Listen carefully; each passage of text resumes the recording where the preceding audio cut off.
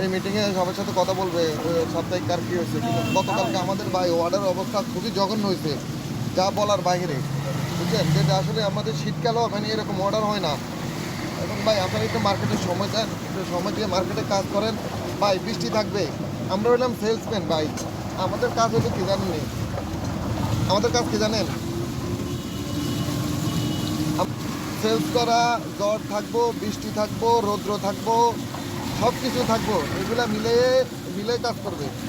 তো দেখেন আমাদের যে আকবর সাহেব সকালবেলা, স্যার সকালবেলা বৃষ্টি, বৃষ্টি দিয়ে কি কোম্পানি কি বেতন দিবে না?